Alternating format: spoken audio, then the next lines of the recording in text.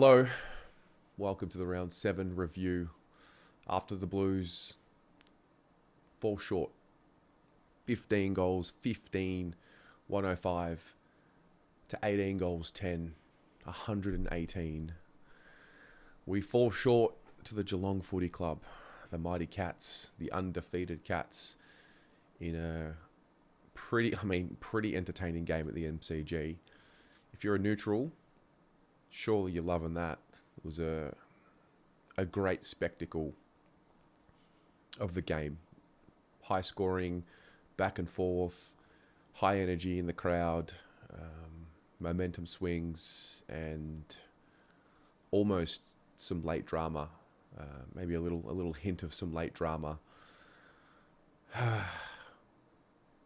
It was a frustrating one to watch, no doubt.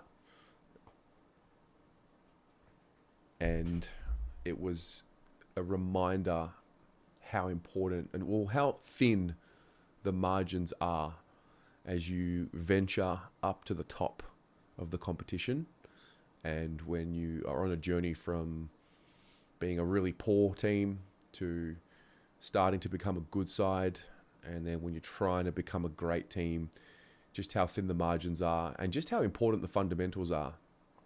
Going into the game, it pretty much played out not so dissimilar, and some of the themes that we were talking about were not dissimilar to how it all eventuated. I thought what Geelong lacked, we had in the way we play with the energy and the way we generate the energy with the crowd. But what we lack is we aren't yet polished. We don't yet have the poise consistently enough. We have it in patches, but the Cats just on full display. Their ability to punish turnover, their ability to control a game of football, and their ability to rise to the occasion on full display. And so I definitely left that game watching the Cats thinking, yeah, if we can just take 30% of what they do and add that to our game. Because I think every team you play against, particularly at the top, they'll teach you something. I thought because we had played the Giants last week, we would have been prepared better to look after the football. It didn't happen, unfortunately. And I think a lot of the time we will look at what happened in the end of a relatively close game as maybe the fault. But the first quarter, that really just sets the tone. And that's the way I felt at quarter time. I mean, we start the game. Firstly, 87,000 people at the MCG completely blew me away. I was hoping to see a 7 in front of the attendance number. It was an 8. It was almost a 9. So that stadium filled out really quickly. So that was awesome to see. And that made the spectacle so much better. And that created an atmosphere far beyond what I thought we were going to get. Game starts in the first quarter. I liked what I saw. I thought Pitto set the tone not only in the first quarter, but for the entirety of the game. Just dominant in the middle. Started adding this, I mean, it's been 2 weeks now, but he started to add this ability to grab the ball out of the ruck and just get the clearance himself or feed it out to a midfielder. A lot of clearance dominance, a lot of stoppage dominance. The reality was we just did not punish Geelong with the opportunities that we generated. I mean, the moments are all there, but you get to quarter time, we are 2 goals 8 to 5 goals 2. I think one of our shots was a shank out on the full by Harry Mackay. To be fair, it was a kick from 55-ish metres, but I remember thinking in that moment, we generated 10, 11 scoring shots, had a lot of the dominance in that first quarter, and Geelong's not a side you can afford to waste the football with. This happened, I'm going to say it was 2021 when we played them. It took me right back to then. We had a lot of scoring shots early in the game, didn't punish, and I had deja vu from it. You looked at the key stats, 6-0 centre clearance. Thought that was a good sign. We stats aren't everything, but sometimes they can give you pictures of the story of who you are and what you are. And I know that with Carlton, we look at our contested possessions and we look at our clearance work, the pressure in the contest, and that is the basis in which we operate. So I thought those metrics were in the right direction, but the one that was killing us, and I'll get to it in the end, and the one that killed us in the end was the rebound 50s against. I mean, it was 6-14 in the first quarter. Geelong had kicked three goals straight off our turnover, and it looked, I was pretty confident at quarter time, not going to lie. I thought if we clean it up, we can absolutely win this game and win it well. Second quarter starts, Tyson Stengel takes a great contested mark, one-on-one to Zach Williams, and part of the theme of this game was every time it seemed that we were about to start finding that momentum, Geelong would get the goal just to stifle it. And again, that's what the great teams do. They find a way. We had some things go against us, the 50-50 calls, some of them in critical moments went against us, but so many misses in critical moments of the game. And it's a pretty simple equation, to be honest. Watching that game, the story of the game, the way it unfolded, didn't take long to realize what the issue was. That was the execution and the way in which we defended. Got to halftime. Again, the basics hadn't been done well enough for long enough. But there's always that confidence now. I do have confidence that the team can figure it out and fix it. I was chatting to some people at halftime talking about, the third quarter, and, we saw it last week. And I don't know if that's crept into my view of games now, but after halftime, I just felt like we just needed that premiership quarter, that 5-10 minute patch to blow the game open. And it almost came. Second half starts, turnover in the middle. I was sitting up on level 4. Turnover in the middle of the ground, and then just goal over the top.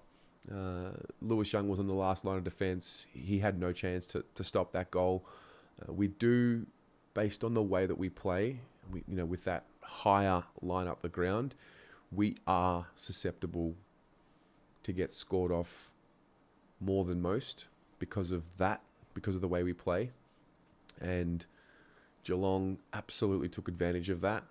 There was a really nice patch of maybe 5-6 minutes in that third quarter where I thought we were going to start getting that momentum. Well, it started with Harry Mackay's set shot, hits the post.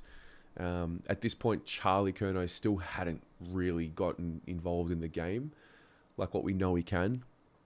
He finally kicks his goal. Then he sets up Jack Carroll for his goal. And then I thought, okay, here it is. Then there was a really interesting moment that happened. So Jeremy Cameron has a shot on goal, misses, and then goes off, I think. And on the scoreboard at the MCG, it said that he had been subbed for Atkins. And I thought, wow, I didn't really see what had happened. And so I'm talking to everyone around us. On the screen, it definitely said Jeremy Cameron.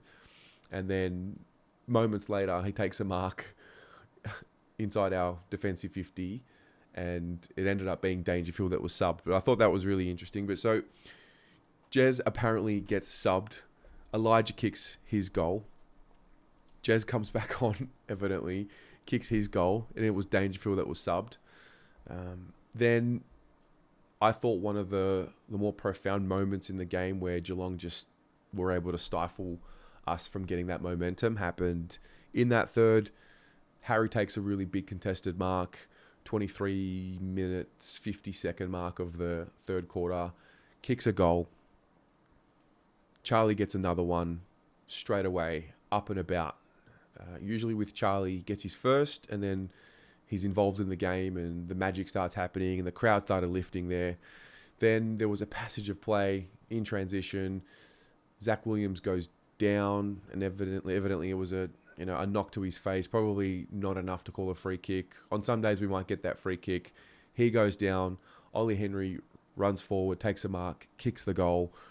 And in that moment I thought, oh, is that the one? Is that the one that they stop us from really blowing the place up, because it just felt like we were almost about to rip the game open. And kicks a goal, momentum stopped. Then we get to 3/4 time. Again, pretty good statistically looking at it, apart from the rebound 50s.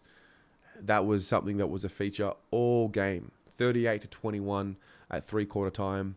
Inside 50 count was looking really good for us. 51-35. Thinking, okay, just got to tidy it up. It can be done. It's only a quarter. Then the first 5 minutes of the fourth quarter, that sinking feeling happens. Charlie takes a mark, kicks it straight away. He misses. Cottrell lowers the eyes, hits up Durden on the lead, directly in front of goal. He misses. TDK has a shot on goal. He misses. And then I just felt we were going to give one up, because we didn't execute and we didn't punish on the scoreboard. Lo and behold, gave away a 50-metre penalty to Jeremy Cameron. He kicks a goal, and it stings, because you're trying to get yourself in front. You have 3 shots on goal. You generate your opportunities. You don't take advantage of them, and then you get hurt on the other end. Ollie Henry mark, goal. And at that point, Geelong were 12-3 from set shots after Ollie Henry kicks that goal. And in that moment, it became so clear what the story of the game was. I mean, execution. It was literally right there. They took their opportunities. We didn't. Game felt over. And I mean, to be honest, it was over. Harry slips over going forward for us, and it just reinforced that. Then Jack Bowes kicks another one, and then it started getting to a point where I thought, oh, this is borderline going to get ugly. I had pretty much given up on the result going our way. Then Cripps kicks his second goal, and a really interesting passage of play, which I don't know if it's going to be an important part of the story of our season, but I did feel like it was symbolic and important in the moment and in the story of this game. So he kicks the goal. There might have been 5 or 6 minutes left, and his body language was very positive, and he still had full belief, and you could sort of read his lips on the replay on the screen. He's saying, like, we've still got time. And then, lo and behold, there it is, the momentum. We find it. Kennedy kicks a goal. You feel like it was too late at that point, but it was good to see them stay with it. Then Blake Acres turns it on, kicks his first one.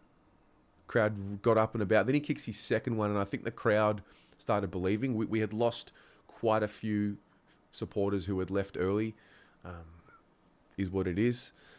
But then all of a sudden, the noise level on that second Acres goal was borderline reaching into semi-final territory. It started really lifting.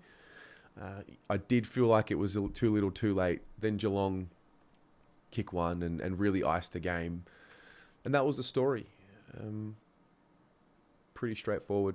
We weren't good enough for long enough. We weren't efficient, and we paid the price. And the better teams do it to you. So,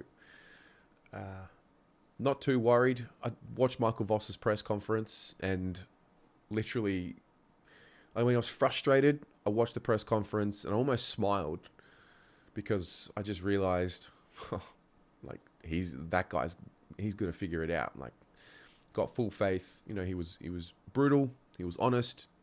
He was balanced. He was respectful. It was a good balance between being scathing and you know, being supportive of the group. And it was really weird. I don't know if I've watched and been a part of too many fan cams where the supporters, we were pretty, like, the way in which we reviewed that loss on the fan cams was quite new, quite different. There was a sense of calm. And so I guess I'm curious to, you know, hear from you or read from you. How do you absorb that loss different to the way we used to? Is it because we've seen the worst of the worst with this team and that wasn't up there? Is it because it was a pretty good game and yes, we were inefficient in front of goal, but we actually did take it right up to Geelong? Is it because, you know, we've still got quite a few players to come back into the side, bit of an experience in there. I felt like, and I mean, I'm not glossing over the loss. It was disappointing, but it was really refreshing to see a loss on the fan cams and people not completely losing their mind, lashing out at players left, right, and centre. There was a bit of maturity, more layers of that with what I saw last night. Maybe it's because we still have a pretty healthy record. And yeah, so I'm curious to see how you review that game and what you think. What we need to do to get better is pretty straightforward, I would have thought. I'm pleased that we are generating opportunities. We're creeping into 25 plus a game over the last 3 games. So we're giving ourselves opportunities. 2 of the last 3 games we've let slip because we haven't taken the opportunities. And to be fair, the opposition have. I mean, Geelong had 45 inside 50s. Like, you'll take that. You absolutely take that. They were just more clean. We had 66 inside 50s, 30 scoring shots, a couple out in the full, and just weren't able to put it on the scoreboard enough. So I thought the forward pressure game was better. Bit of talk on the fan cams last night about the small forwards, but 24 tackles inside 50, like, they're healthy numbers, they're healthy metrics. But again, as I said earlier, stats can give you some context, but they're not the full picture. And we've got some work to do, and we've got to clean it up. We've got to get the basics right. The way in which we play with momentum is there. We feed off the energy, we generate it, the crowd gets involved, and it's awesome. And we've got that, and that is, we're one of few clubs that have that. You call it a competitive advantage. And where we've got to add to the game in order for us to go from a good side, which I think we are now, to a great side, is what we do across the 4 quarters, the way in which we protect the ball, the balance between being brave and, using the corridor, but executing. And so that's how I see it. The player of the game. Who was my player of the game? I really like the captain's game. I think Patrick Cripps is having a really good start to season 2024. I loved his leadership. I loved the way in which he didn't allow the group to let the game slip away. Could have very easily just managed it and just not let it blown out to more than what it was. But to see the belief and to see him continue to push the group, that was pleasing to see. And look, Pito for me is, he's past 2 games have been the 2 best of his career. And I think when he's playing like that, the 2 ruck system can work. Tom obviously has 3 shots on goal. It's not bad. He just didn't kick a goal, but he had 3 behind. So it's a work in progress. And I think that's still where we are. We are still a work in progress. Hopefully get a few troops back next week.